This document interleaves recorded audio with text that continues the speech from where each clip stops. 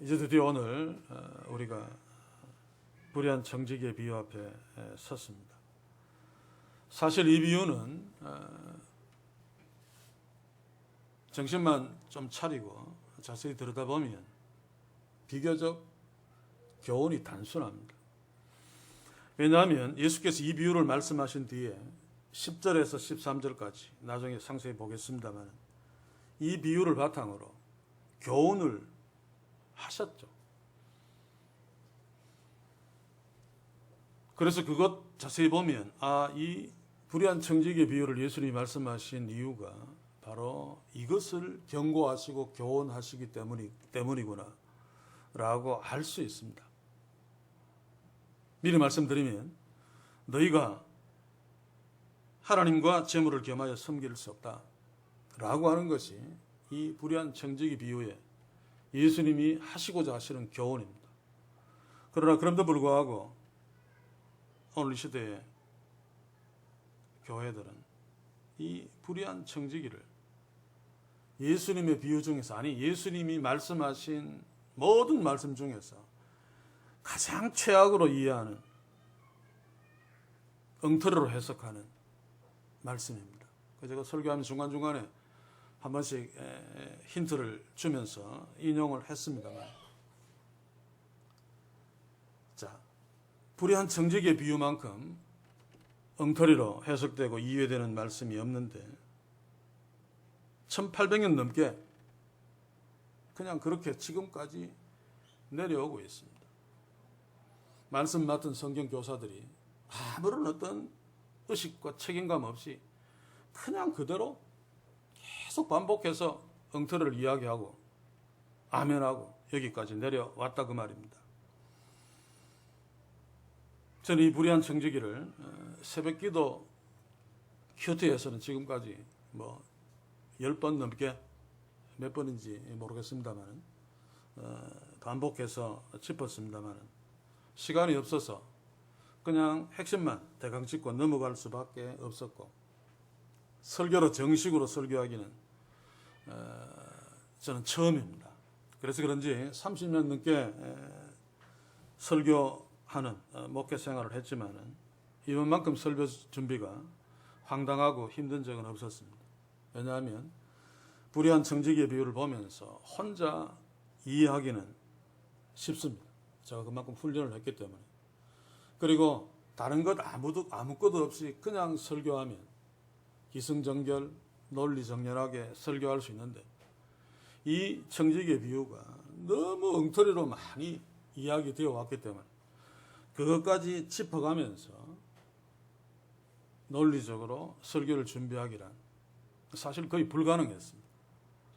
왜냐하면 잘못 해석하고 번역하고 설교하는 것들이 어느 한 부분에만 있으면 좋은데 전체 여러 곳에 산재해 있기 때문에 어떻게 이것을 어디서부터 설명해야 될지, 손을 대야 될지 정말 난감했습니다. 그러나 소망은 이 불의한 청지기만 지나가면 그 뒤로는 비교적 쉽게 이해할 수 있는 본문들이 나오기 때문에 이것만 참고 지나가자 라고 하는 마음으로 설교를 준비했습니다. 그래서 탕자의 비유만큼은 아니라 할지라도 이 불의한 청지기의 비유도 정말 오해하고 있는 부분이 많기 때문에 좀 제대로 짚으려고 결심을 했습니다. 그 이유 중에 하나가 적어도 우리 교회 공동체가 죽은 자를 살리는 생명의 말씀을 엉터리로 혹시 이해한다면 저의 마음도 그것을 허락지 않지만 우리 주님께서 절대로 그것을 원치 않을 것이다 라고 하는 믿음 때문에 한 번밖에 기회가 없을 것이라고 생각되어집니다. 그래서 좀 완벽하게 짚을 수는 없지만 제가 공부하고 이해한 한도 내에서 제대로 한번 짚어보려고 애를 쓰려고 합니다. 그래서 오늘은 서론적으로 이 불의한 청지기의 비유가 어떻게 엉터리로 이해되고 또 가르쳐졌는가 다 살피면 한도 끝도 없기 때문에 대표적인 것을 살피면서 다음 주일날 이제 본문에 접근할 준비를 하려고 합니다. 그리고 우리가 성경을 읽을 때 어떻게 읽어야 하는가를 한번 다시 정리함으로 오늘 이 불의한 청지기의 비유만큼 치명적으로 성경을 잘못 읽지 않도록, 성경을 잘못 읽으면 어떤 경우에는 이단이 되고 맙니다. 그런데 이단이 되어도 자기는 이 성경 본문을 그대로 하나님의 말씀으로 믿기 때문에 자기가 이단인 줄 모르고 지옥 가버립니다. 굉장히 심각한 문제입니다, 사실은. 오늘 청지기의 비유에서도 잘못 번역되고 이해된 것 중에 별로 심각하지 않은 것들이 있습니다. 약간 뜻을 좀 잘못하는 것. 그래도 그것도 바로 아는 것이 필요한데 결정적으로 말도 안 되는 이야기들이 있습니다. 예수님을 나쁜 분으로 만들어버리고 또 예수님이 말씀하신 이 교훈이 그게 아닌데 엉뚱하게 이야기함으로 진짜 말씀하시고자 하시는 중요한 것을 희석시켜버려서 전혀 거기에 신경을 쓰지 않게 만들어버린. 그래서 오늘 제가 다루려고 하는 것은 조금 딱딱하고 어렵기 때문에 힘이 들 것이지만 오늘은 우리의 감성을 내려놓고 이성으로 철저하게 논리적으로 오늘 말씀을 따라오시기를 바랍니다. 왜냐하면 우리가 앞으로도 계속 성경을 읽으면서 우리의 삶에 적용하며 살아야 되기 때문에 성경을 읽는다는 것은 성경을 해석한다는 것입니다. 그래서 바르게 읽지 못하면 30년, 40년 예수를 믿어도 그 모양 그 꼴일 수밖에 없습니다. 그래서 좀 집중해서 오늘 말씀을 주목할 수 있길 바랍니다. 그러면 다음 2시간에 걸쳐서 불의한 청지기의 비유의 본문에 들어갈 적에 굉장히 쉽게 그렇구나 라고 이해하면서 아멘할 수 있을 것입니다. 자, 먼저 불의한 청지기의 비유 해석은 지금까지 이야기된 것 제가 다 검토했습니다. 제가 할 수 있는 한. 저 1000년 전에서부터 중간중간 옳은 얘기도 들어 하는 것이 있지만 그러나 궁극적으로 전체를 놓고 보면 100% 엉터리입니다. 왜 그랬는지 저는 잘 이해를 못하겠습니다. 저보다 다 똑똑한 사람일 텐데. 그러나 해석마다 좀 공통된 것들은 있는데 좀 다른 것들도 있는데 한 가지 다 공통되는 것이 있습니다. 그것은 뭔가 하면 예수님이 이 비유를 하신 목적은, 다시 말해서 불의한 청지기 비유의 교훈은 불의한 청지기가 갑자기 잘려버리죠. 그런 위기에 처했을 적에 미래를 준비하는 지혜를 배우라. 지혜롭게 미래를 준비하라 라고 하는 교훈이다 라고 가르치고 있습니다. 그런데 아닙니다. 저도 그렇게 배웠고 아마 여기 앉아 계신 분들 중에서도 그렇게 알고 있는 분들이 대단히 많으리라고 생각되어집니다. 아예 이 비유를 모르는 자는 상관없지만. 자, 그런데 그들의 가르침을 보면 이렇게 가르치면서도 이게 말이 안 된다라고 하는 사실을 그들도 알고 있는 것 같아요. 그래서 어떤 해석자들 또 어떤 설교자들은 예수님이 이 비유를 하신 핵심은 불의한 청지기가 막 사문서를 위조해서 막 나쁜 짓을 한 것에 있지 않고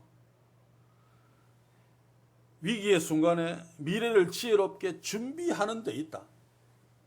그래서 사문서를 위조하고 막 불의한 거 그거 보지 말고 예수님은 지혜롭게 미래를 준비하라는 이거 교훈하기 위해서 이 비유를 말씀한 거니까 이거는 보지 말고 이것만 봐라. 여기에 초점이 있다. 이렇게 말도 안 되는 소리를 하고 있습니다. 이것은 마치 어떤 사람이 부정투표를 하고 그것을 아는 자를 다 죽여버리고 대통령이 되었다. 그러면 내 아들아, 니도 이 사람처럼 대통령이 되라.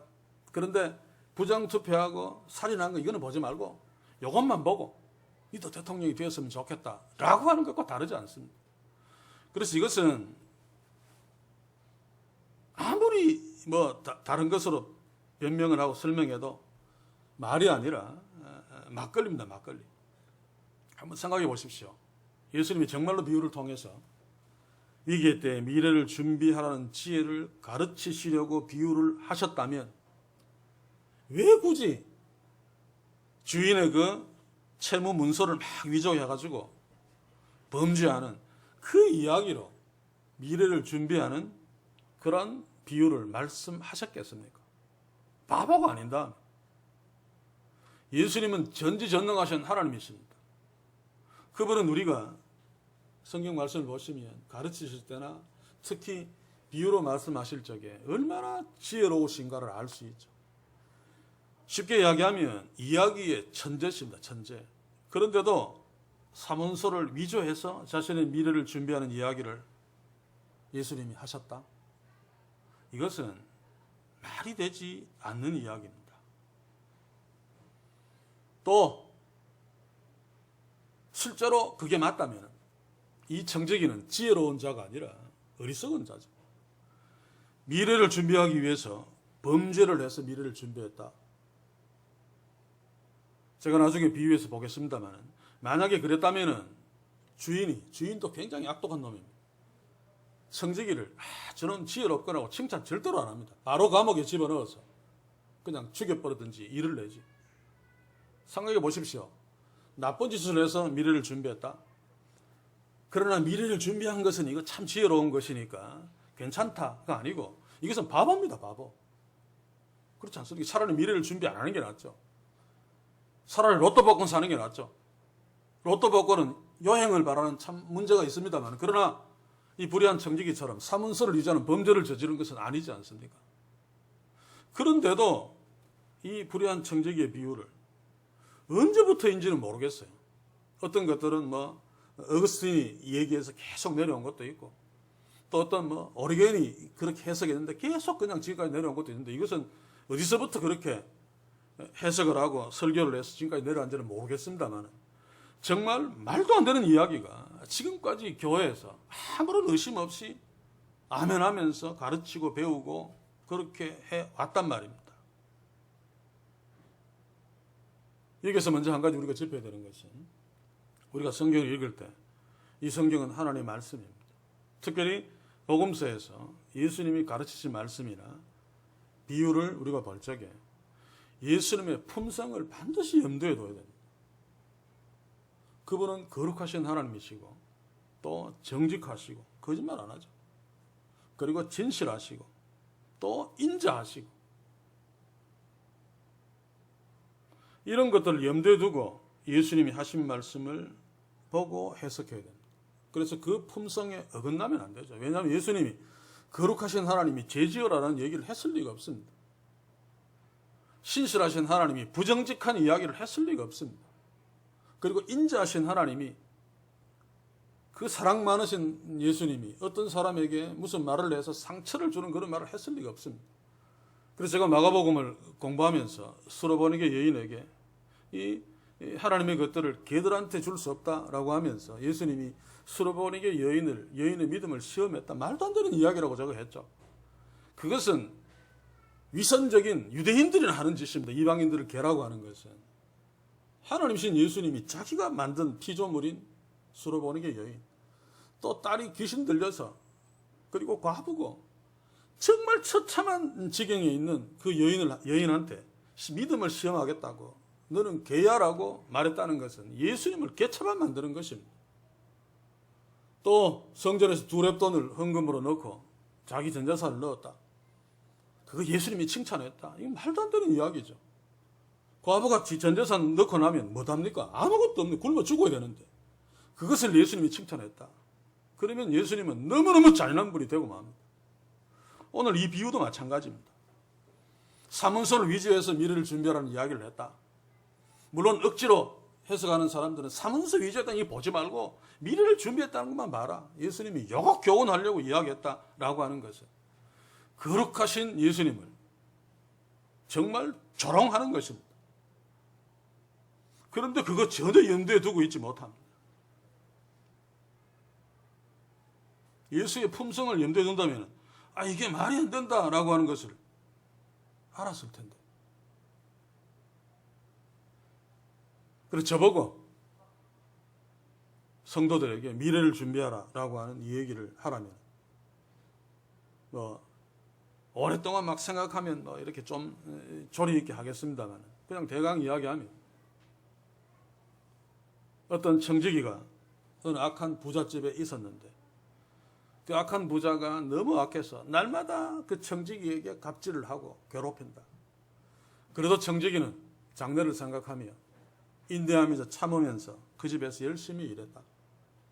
집으로 돌아올 때마다 뒷마당에 땅을 파서 묻어놓은 큰 장독에다가 매일 한 데나리온씩 저축하면서 그렇게 인내하며 지냈다. 10년쯤 뒤에 이 악한 부자가 누명을 씌워서 이 착한 청지기를 내쫓고 말았다.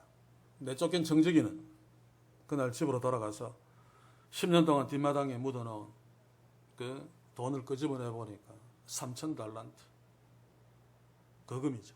그것으로 땅도 사고 또 양도 사고 그래서 열심히 농사 짓고 짐승을 길러서 그 동네에서 가장 큰 부자가 되었다. 악한 부자는 어떻게 해서 쫄딱망의 거지가 되었다. 너희들은 현재가 아무리 힘들더라도 이 청지기처럼 인내하면서 열심히 저축해서 지혜롭게 미래를 준비해야 된다. 이렇게 이야기하는 것이 훨씬 더 예수님답습니다. 사문서를 막 위조해가지고 주인이 나쁜 놈이라 할지라도 그런 범죄를 저질러서 다른 사람에게 도움을 주고 그 사람이 나중에 내가 잘리면 나를 잘 대해줄 거다 라고 하는 스토리를 예수님이 꾸몄다는 것은 말이 아니고 막걸리입니다. 자, 그러면 왜 뻔한 이 불의한 청지기의 비유를 내용을 보지 않고 예수님의 품성만 본다 할지라도 그게 틀렸다는 것이 뻔한데 그럼에도 불구하고 하나같이 이렇게 엉터리로 해석할 수밖에 없었는가? 오늘 그것을 살피자는 것입니다. 이게 바로 오답 노트인데 그걸 살피면 우리가 다른 본문을 읽을 적에도 그런 실수를 하지 않을 수 있습니다. 좀 어렵지만은 제가 말하는 것을 좀 따라오기를 바랍니다. 왜 이들이 이 성경 말씀을 하나같이 엉터리로 해석했는가?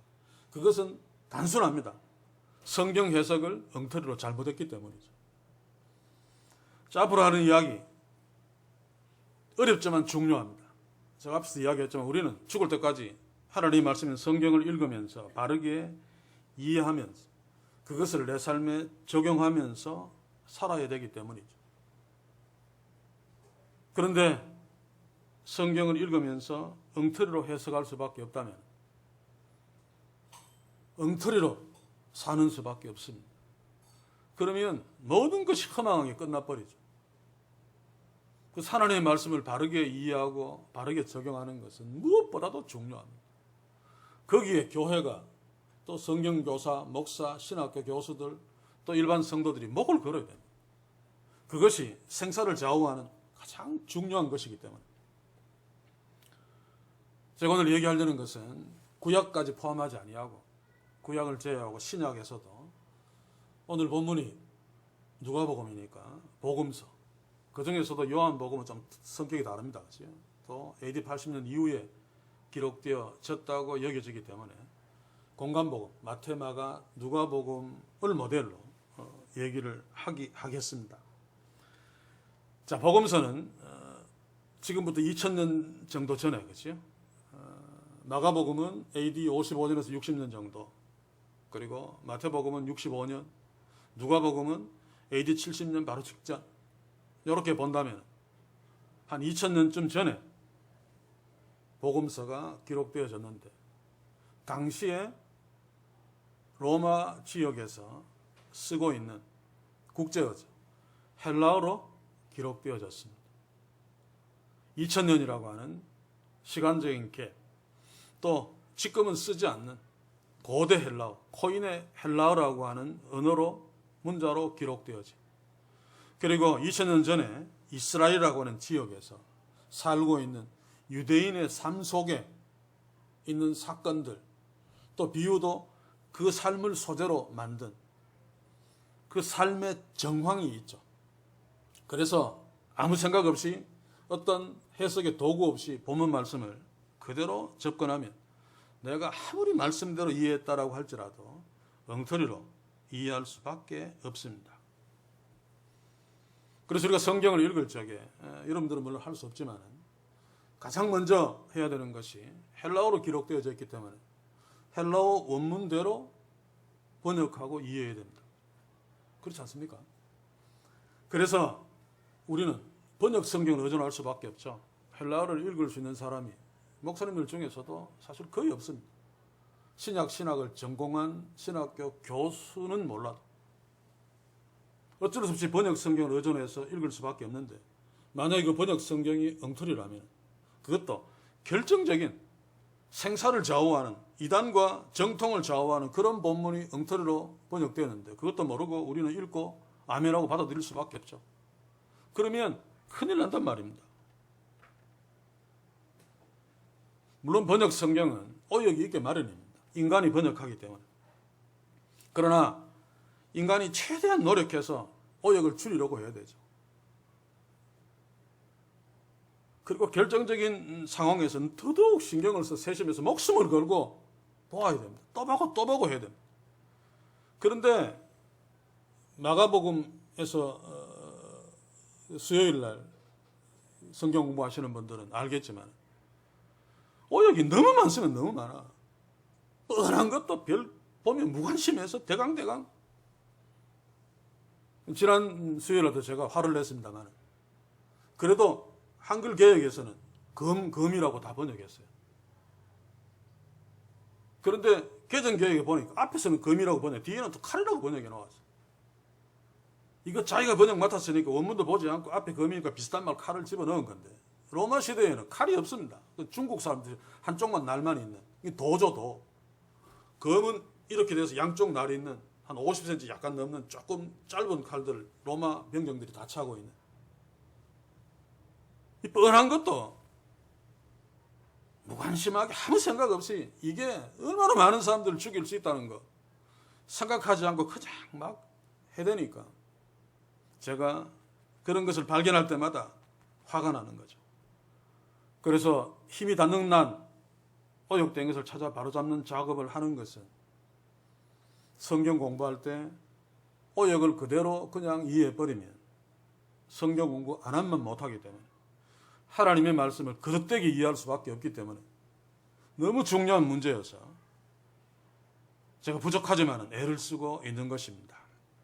이 불의한 청지기의 비유도 역시나 헬라어 원문의 오역, 그 원문만 좀 제대로 보고 사전만 이렇게 찾아서 보면 바르게 번역할 수 있는 것인데도 엉터리로 번역한 것들이 여럿 있습니다. 물론 별로 심각하지 않은 것도 있지만 어떤 것은 결정적으로 심각한 것들 한두 가지 잘못 번역한 것들이 있죠.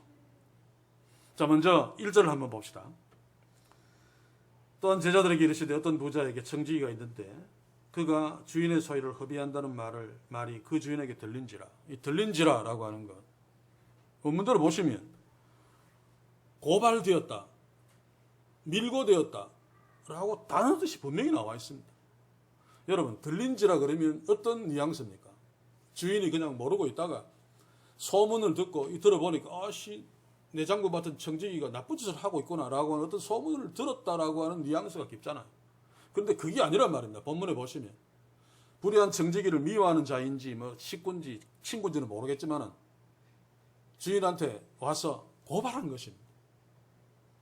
밀고 하라는 뜻도 있습니다. 그래서 어떤 학자는 불의한 청지기가 억울하다, 이 단어로 보면 억울하게 누명을 씌워서 밀고 했다라고 해석하는 사람도 있습니다. 그러나 뒤에 가서 보면 이 옳지 않은 청지기가 지혜롭게 했다라는 뒤에 말이 나오고 또 불의한 청지기가 고발당한 것에 대해서 주인이 이야기할 적에 아무런 변명도 하지 않은 것 보면 자기의 정말 잘못한 것을 누가 고발한 것이 틀림없습니다.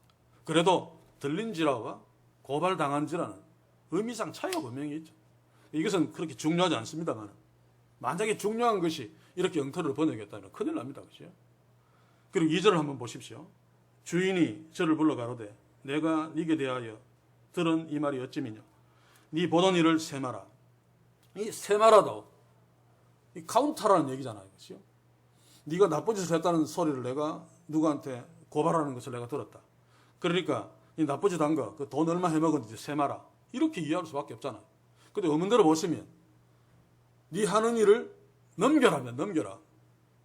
반환하라라고 하는 이야기입니다. 무슨 말인가 하면 네가 나쁜 짓 한 것은 기정사실로 여기고 있는 게 주인이. 네가 나쁜 짓 했으니까 이제 내가 너를 해고한다. 그러니 네가 지금까지 했던 그 장부 다 정리해서 나한테 넘겨라. 넘기고 난 뒤에 너는 꺼져라 그 말입니다. 셈하라가 아닙니다. 이것도 뭐 그렇게 중요하지 않습니다만. 그런데 8절을 한번 봅시다. 쭉 내려가서 주인이 옳지 않은 청지기가 이를 지혜 있게 하였으므로 칭찬하였으니 이 세대의 아들들이 자기 시대에 있어서는 빛의 아들들보다 더 지혜로움이라. 이것 때문에 많은 사람들이 헷갈립니다만 여기에서 이 세대라고 하는 것 어문대로 보시면 이 세상입니다. 이 세상. 세대하고 세상이 별 차이 없는 것처럼 보여도 여기에서는 엄청난 차이가 있습니다. 나중에 제가 설명하겠습니다. 빛의 아들들이라는 단어 때문입니다. 그래서 영어 성경에 보니까 다 of the world 번역을 원문대로 했어요. 우리 성경만 세대는 generation이죠. 그렇죠? 근데 뒤에 가서 보면 너희의 8절에 자기 시대에 여기에서는 오히려 세대로 되어 있습니다. 원문에는. 그들의 세대에. 그래서 영어 성경에는 their generation으로 바로 번역했는데 시대, 세대 뭐 별 차이 없는 것 같아도 엄청난 차이가 있습니다.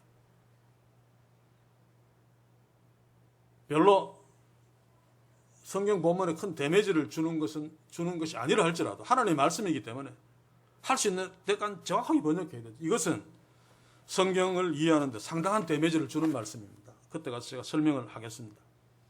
이렇게 헬라어를 오역하면 일반 한글 성경을 읽는 자들은 참 억울합니다. 그렇죠?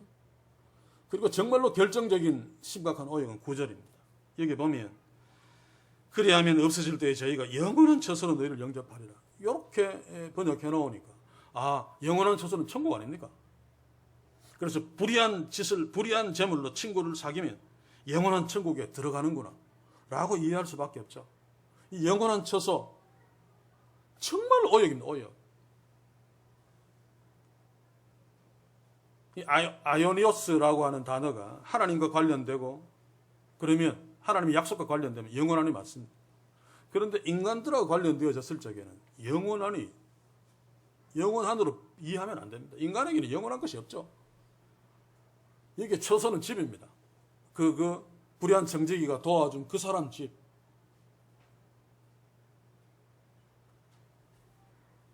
이러니 하나님의 자녀들이 성경을 읽으면서 오히려 더 큰 해를 볼 수 있단 말입니다. 그래서 저 같은 말씀 맡은 자의 책임이 참 크죠. 그리고 또 한 가지 헬라어 원문을 바르게 번역하고 이해하는 것 당연한데 또 한 가지 염두에 둬야 될 게 있죠. 제가 앞에서 이야기했듯이 이 예수님의 비유나 이런 말씀들이 당시의 유대인들의 삶의 정황 속에서 주어진 일어난 일들이기 때문에 그 당시의 삶의 상황들을 염두에 두지 않고 그 본문을 그냥 21세기 우리의 시선으로 우리의 문화 속에서 이해해버리면 완전히 그냥 이상한 것이 되고 맙니다. 제가 탕자의 비유를 말하면서도 이 삶의 정황 얼마나 중요한지 우리가 이 시대에 마스크를 쓰고 사는 것으로 비유를 설명을 한 적이 있습니다. 마가복음인지 잘 모르겠습니다만 우리는 지금 말도 안 되게 3년 전에는 전혀 그렇지 않았는데 날씨가 되게 춥거나 미세먼지가 나거나 할 때 마스크를 한 번씩 썼지 매일매일 마스크를 쓰고 다니지는 않았습니다. 그런데 2000년 전에 예수님의 말씀 우리가 보고 이해한다고 보고 앞으로 2000년 후에 그때는 예수님이 이미 재림해서 2000년 후에는 없으리라고 믿어집니다만 혹시 모르죠. 언제 올지 모르니까 2000년 뒤에 사람들이 오늘 이 시대를 설명한 글을 읽으면서 21세기에 20년, 21년, 22년, 23년까지 살던 사람들이 날마다 마스크를 쓰고 외출할 수밖에 없었다라고 하는 그 문장만 딱 보고 코로나19 사태가 있었다는 사실을 모른다면 왜 마스크를 쓰는지 이해할 수 없습니다. 그때는 아마 공기가 탁해서 똥 냄새가 많이 났나 보다 밖에 나가면. 또 그때 사람들은 아마 이 하관이 자신이 없어서 다 마스크로 가리고 다녔나 보다. 뭐 이런 오해를 할 수 있어요. 말도 안 되는 것 아닙니까? 그렇지? 또 마찬가지란 말입니다. 특별히 6절 7절을 한번 보십시오. 기름 100마리나 가로되 여기 네 증서를 가지고 빨리 앉아 50이라 써라. 또 밀백석 빨리 앉아 네 증서를 가지고 80일 써라. 이거 당시의 삶의 정황을 모르니까 그랬겠죠. 다 이거 불의한 청지기가 주인의 그 채무증서, 이 채권증서라고 해야 됩니까? 채무증서를 막 위조해서 100마리인데 50마리 막 낮춰버리고 사문서를 위조해서 그 빚진 자들에게 도움을 주고 나중에 자기가 빚진 자에게 도움을 받아 미래를 준비하려고 했다라고 이해할 수밖에 없죠. 그런데 당시의 삶의 정황을 알면 전혀 반대입니다. 반대. 미리 말씀드리면 이 불의한 청지기가 사문서를 위조해서 범죄한 것이 아니라 주인이 범죄한 것을 바로잡고 있는 상황이다. 바로잡고. 그래서 지혜로운 청지기가 되는 거죠. 얼마나 다릅니까? 얼마나 말도 안 되는 이야기입니까?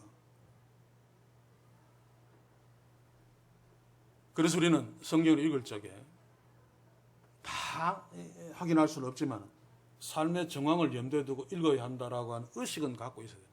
그래서 예수님의 말씀을 읽으면 당시에 2000년 전에 먼지 펄펄 나는 그 유대 땅, 또 갈릴리 호수 옆에서 말씀하면 갈릴리 호수를 이렇게 떠올리면서 그 당시로 내가 갔다라고 생각하고 그 말씀을 들어야 됩니다.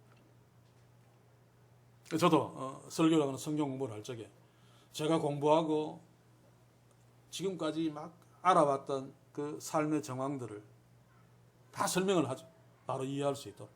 그거 꼭 염두에 두셔야 됩니다. 그렇지 않으면 21세기에 사람들이 마스크를 한 것은 그 시대에 특별히 공기가 탁해서 똥냄새가 너무 나서 마스크를 썼다라고 하는 말도 안 되는 이해를 할 수밖에 없습니다. 그리고 이제 한 가지 더 정말 중요한 건데 이것은 가장 중요한 거죠. 어떤 의미에서. 하나님의 말씀은 성경은 하나님의 계시를 기록한 것입니다. 그래서 우리가 그 성경을 읽을 적에 인간의 관점에서 보면 안 됩니다. 하나님의 관점에서. 다시 말해서 신학적으로 봐야 된다 그 말입니다. 자, 9절을 한번 봅시다. 내가 너희에게 말하노니 불의한 재물로 친구를 사귀라. 그리하면 없어질 때에 너희가 영원한 처소로 너희를 영접하리라. 이 말씀 일반적인 설명은 뭡니까? 사무소 위조해서 불의한 재물로 다른 사람들 막 도와주면 거기에 보면 저희가라고 하는 것은 도움을 받은 자를 말합니다. 그들이 영원한 처소로 천국으로 너희를 영접하리라. 불의한 재물로 막 친구한테 도움을 준 그 사람들이 그 도움받은 사람들이 영원한 천국으로 너희들을 인도하기. 이 말이 됩니까? 천국에 들어가고 못 들어가는 것은 하나님의 절대 주권에 달려 있습니다. 인간이 뭐 불의한 재물로 아무리 도움을 많이 주었다 할지라도 그것 가지고 천국 갈 수 없고 도움을 많이 받은 그 인간이 특별히 인간이 뭔데요? 그 인간이 도움 준 사람을 영원한 처소로 영접할 것이다. 말이 안 되잖아요. 그래서 그런 뜻이 아니란 말입니다. 그래서 영원한 처소라고 하는 헬라어 단어도 잘못 번역했지만 그렇다 할지라도 이렇게 번역해서 영원한 처소 널 영접할 것이다. 그러니까 영원한 미래를 준비하라. 나쁜 짓 해서라도 이 청지기가 이렇게 지혜롭다. 이게 말이 안 된다는 말입니다. 제가 마태복음을 공부하면서도 산상수훈에서 그런 얘기를 한 적이 있습니다. 너희가 길 가다가 서로 무슨 문제가 있으면 빨리 해결하라. 그렇지 않으면 감옥에 들어가서 한 홀이라도 갚지 않으면 나오지 못한다. 이 뭐라고들 이야기합니까? 고소하는 자는 사탄이고, 지키는 자는 마귀고, 그 감옥은 지옥이고. 그러면 어떻게 됩니까? 한 홀이라도 다 갚으면 나온다는 것이 되지 않습니까? 그러면 연옥 교리를 지원하는 꼴이 됩니다. 그 이야기가 아니죠. 그렇죠?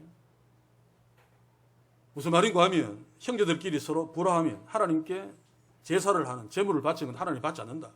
그러니 서로 화해하고 해야 돼. 정말 중요한 일인데 세상에서도 서로 어떤 불화가 있어서 한 사람이 고소해버리면 감옥 가는 수가 생기는데 그 전에 서로 화해하는 것이 너희들 일상생활에서도 정말 필요한데 하나님께 제사할 때는 더더욱 형제와 서로 화해하고 제사 지내야 된다. 일반 삶 속에서의 이야기를 예를 들어서 서로 화해하고 하나님께 제사하는 것이 얼마나 중요한 걸 말씀하는 거지. 지옥 간다는 이야기가 아닙니다. 그러면 아예 못 나오는 거죠. 그죠? 홀이라도 다 갚으면 다 갚지 않으면 못 나온다. 이것을 신학적인 관점에서 보지 않고 그냥 아무 생각 없이 봤기 때문에 그런 엉터리 해석이 나오는 거죠. 구절도 마찬가지입니다. 그래서 다시 한번 우리가 성경을 읽을 적에 이것은 하나님의 말씀입니다. 그렇죠? 그러므로 의로운 재물도 아니고 불의한 재물 가지고 친구를 도와주고 사귀면 영원한 처소에 들어갈 수 있다. 이거 말이 안 되지. 더더욱 불의한 재물로 도움을 받은 자들이 자기를 도와준 자를 영원한 처소로 영접할 수 있다. 이거 말이 안 되지. 자, 우리가 천국에 들어가고 말고는 좀 전에 이야기했지만 하나님의 절대 주권에 달려 있습니다. 그래서 이렇게 설명하니까 뭔가 말이 안 되니까 어떤 학자들은 여기서 저희가가 그 도움을 받은 그들이 아니고 천사들이다 라고 밑도 끝도 없이 천사들을 갖다 붙이면 그러나 천사들이라 할지라도 말이 안 됩니다. 거기에는 천사들이 저런 운명을 보면 천사들이 나올 이유도 없죠. 바로 앞에 친구를 사귀라 그래야 하면 없어질 때 저희가 그 도움받은 친구가 너희를 영원한 처소로 영접할 거다. 그 말입니다. 사랑하는 성도 여러분, 이런 해석은 참 성경 교사들, 성경 번역자들은 다 신학자들이 그렇잖아요. 이전주일학교 학생들마다 못합니다. 신학적인 실견이. 우리가 주일학교 찬양에 나오잖아요. 우리도 잘 알잖아요. 돈으로도 못 가요 하나님 나라, 힘으로도 못 가요 하나님 나라, 거듭나면 가는 나라 하나님 나라, 믿음으로 가는 나라 하나님 나라. 바로 이게 우리가 천국 가는 것은 하나님의 주권에 달렸어요. 하나님의 은혜에 달렸어요. 우리가 불의한 청지기를 불의한 제물로 친구를 아무리 대접해도 못 가요. 또 대접받은 친구들이 우리를 천국으로 영접할 수 없어요. 하나님만이 하실 수 있어요. 라고 하는 것입니다. 그런데 이런 가장 중요하지만 가장 기본적인 것도 염두에 못하고 성경을 이렇게 번역하고 이렇게 해석하는 것 정말 안타깝게 그지없습니다. 신학적인 훈련이 거의 안 된 거죠. 거의 안 된 거죠. 사랑하는 성도 여러분, 우리 교회는, 우리 모두는 돈으로도 못 가요 하나님 나라, 힘으로도 못 가요 하나님 나라, 거듭나면 가는 나라 하나님 나라, 믿음으로 가는 나라 하나님 나라를 분명히 이해하고 믿고 고백하는 바울처럼 우리의 나의 나 된 것은 하나님의 은혜입니다 라고 고백하고 선포하며 나아가는 놀라운 축복이 우리 교회 우리에게는 풍성하기를 주의 이름으로 간절히 소원합니다. 이제 마지막으로 한 가지만 더 짚고 마치겠습니다. 어떤 의미에서는 이게 우리한테 가장 중요합니다. 왜냐하면 우리가 할 수 있는 거니까. 헬라어로 읽는다든지 그 당시의 삶의 정황을 염두에 둔다든지 신학적인 시각으로 본다. 이건 좀 힘들 수 있는데 이거는 우리가 조금만 훈련하고 성경 읽을 때 신경만 조금 쓰면 충분하게 할 수 있는 것입니다. 뭡니까? 국어 공부다. 국어 공부. 우리 한글 이거 성경 이거 국어잖아요. 국어를 잘 알아야지 제대로 이해할 수 있습니다. 그래서 가장 중요한 것이 바로 전후 문맥입니다. 일반 책도 마찬가지죠. 책이 한 권 이 두꺼운 책에서 뭔가를 전하려고 할 때 어떻게 전합니까? 문장이 계속 이어져서 또는 단락이 계속 이어져서 이 단락은 어떤 의미를 나타내고 이 문장은 어떤 의미를 나타낸다 라고 우리가 알잖아요. 만약에 단락 다 무시하고 한 단락만 놓고 문장 이어진 문장 다 무시하고 한 문장만 놓고 그 문장의 문자적인 의미를 내 생각대로 해서 이해해버리면 완전히 그냥 이렇게 되는 거죠. 그래서 항상 저런 문맥을 염두에 두면서 성경을 읽어야 돼요. 제가 성경 공부를 할 적에도 계속해서 앞과 뒤를 연결시키고 또 설교도 본문을 연속적으로 하는 이유가 바로 여기에 있습니다. 가장 중요하기 때문에. 그래서 성경 한 구절을 따로 떼어서 이해하는 것 제가 조심해야 된다고 이야기하죠. 본문 안에서 이해해야 됩니다. 밖으로 가지고 나오면 희한한 뜻이 되고 맙니다. 이단들이 이런 짓들을 잘하죠. 밖으로 가지고 나와서 자의적으로 해석해놓고 봐라 이거 성경 말씀이다. 내 말이 맞다. 아멘. 이단 다 되어버리는 거죠. 쉬운 예를 하나 들겠습니다. 너 참 공부 잘했구나 라고 어떤 어머니가 중학생 아들에게 말했습니다.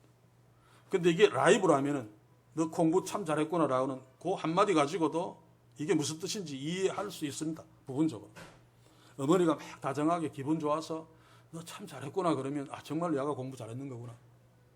환한 음성으로 막 냉소리 너 참 공부 잘했구나 그러면 아 이게 잘한 것이 아니구나 라고 알 수 있죠.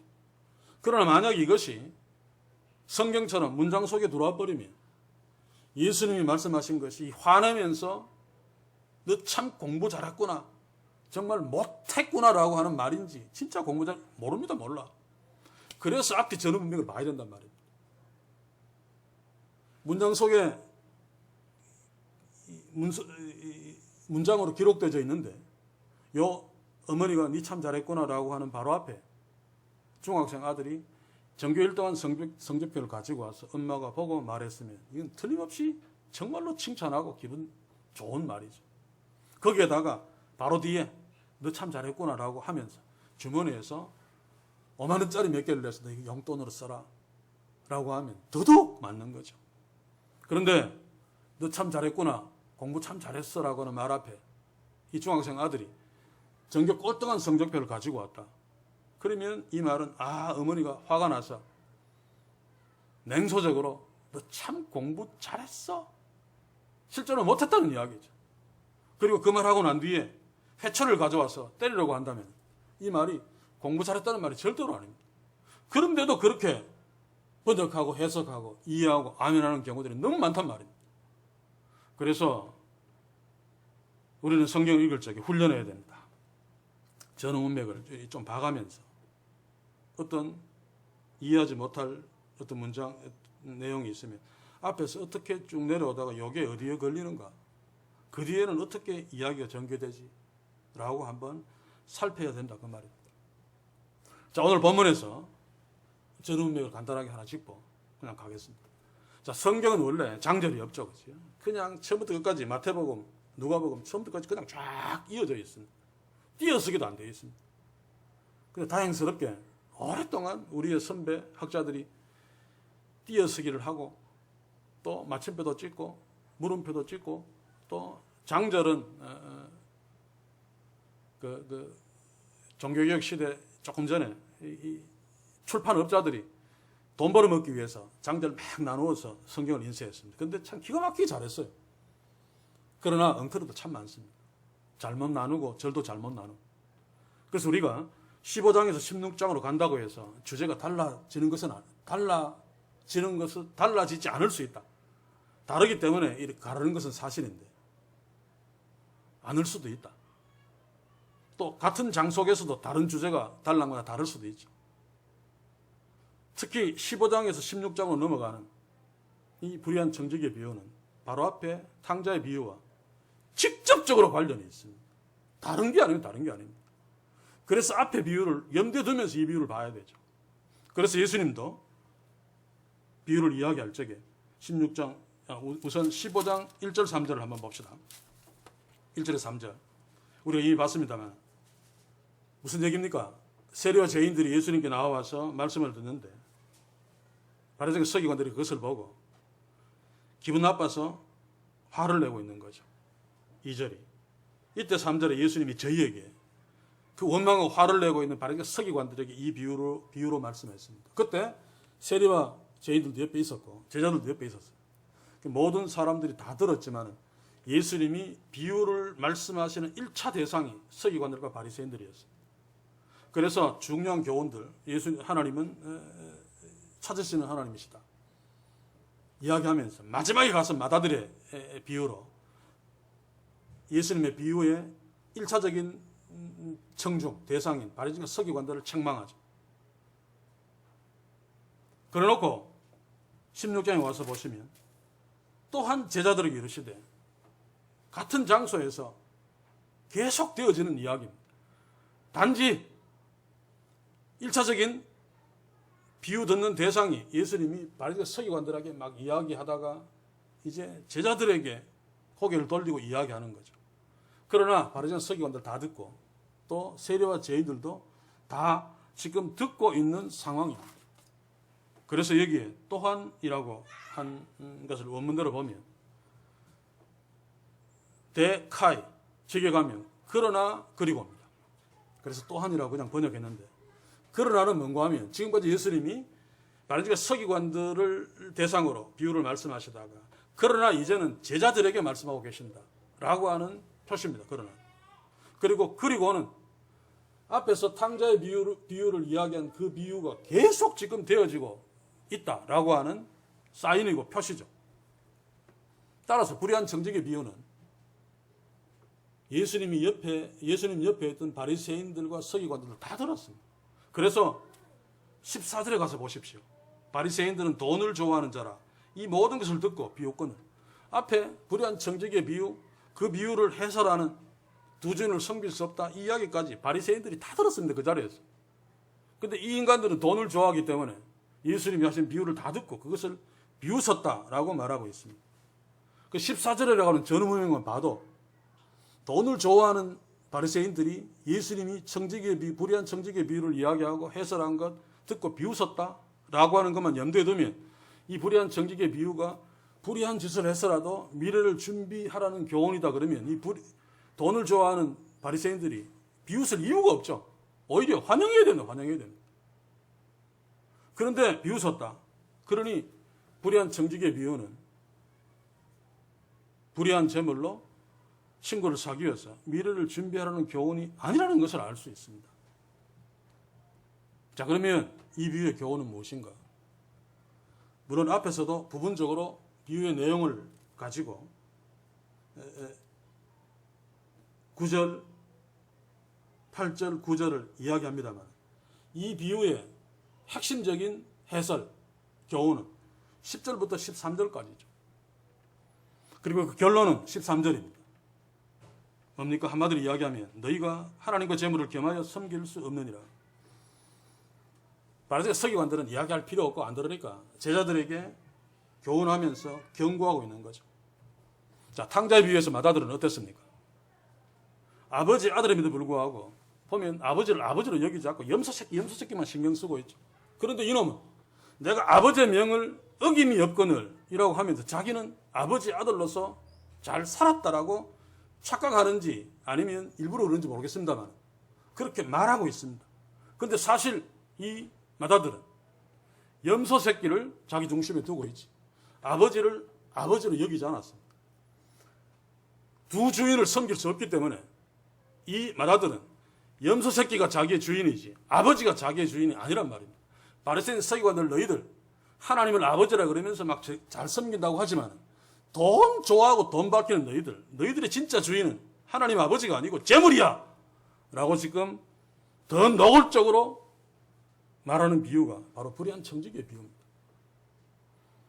주제의 부분은 달라졌죠. 앞에서는 하나님의 사랑을 강조하면서 맏아들의 그 잘못된 것, 왜 니는 아버지 아들인데 그 아버지의 말을 듣지 않고 염소새끼 하고 있니? 불의한 정직의 비유에서는 바로 그게 두 주인을 섬길 수 없는데 위선적으로 두 주인을 섬기는 것처럼 놀고 아버지를 섬기는 것처럼 하고 있어. 실제로는 염소새끼 재물을 섬기면서도 불의한 정직의 비유에서는 여러분들 지금 감이 잘 안 오죠, 그렇죠? 나중에 설명하겠습니다만 두 주인을 섬길 수 없다. 실제로 그 핵심은 악한 주인입니다. 그리고 불의한 정직도 거기에 해당되어집니다. 그리고 이 비유를 더 노골적으로 이야기하는 것이 오늘 16장 이제 후반부에 보면 부자와 나설의 비유가 나오죠. 거기에서 더 노골적으로 얘기합니다. 탕자의 비유의 2편이 불의한 정직의 비유고 불의한 정직의 비유의 탕자의 비유의 3편이 부자와 나설의 비유입니다. 이게 결정판이죠. 이렇게 쭉 연결시켜서 보면 확 예수님이 불의한 청지기 비유를 왜 하셨는가 알 수 있습니다. 미래를 준비하라는 이야기가 아닙니다. 맏아들, 그 맏아들의 비유가 계속 연장해서 확대되어지고 집중되어지는 거죠. 이것을 이제 서론적으로 염두에 두고 이제 다음 시간에 우리가 함께 보면 좀 더 쉽게 이해가 될 것입니다. 사랑하는 성도 여러분, 우리가 성경을 잘못 읽으면 때로 그냥 엉터리로 이해하는 정도로 끝날 수 있는 부분도 있지만 극단적으로는 이단도 될 수 있다는 사실 앞에 도전을 받아야 됩니다. 그래서 신천지 비유풀이 들으면 야 이게 성경 말씀 정말이다 정말이다 가잖아요. 제가 산책하면서 매일매일 구원파 이요한 이단교회 옆으로 지나갑니다만 그 앞에서 때로는 청년들 자매들하고 막 웃으면서 너무 은혜스럽게 나무 막 청소하고 풀 관리하고 그들은 철저하게 자기들이 구원받은 자라고 믿을 것 아닙니까? 너희들이 다 엉터리야라고 할 것 아닙니까? 그 모든 비극이 어디서 나옵니까? 성경을 잘못 배웠기 때문에 엉터리로 해석한 성경을 그대로 믿었기 때문에 자기들은 구원받은 자고 기성교회가 자기들을 핍박하는 것은 우리가 어렵기 때문에 핍박하는 거고 그러면서 행복해하면서 풀도 막 갈고 헌신이 너무너무 즐거운 거죠. 그래서 헌신이 막 즐겁고 막 열심을 낸다고 해서 좋은 게 아니란 말이에요. 열심으로 가고 바로 가는 것이 중요한 것이 아니라 바르게 가야 된다. 바르게.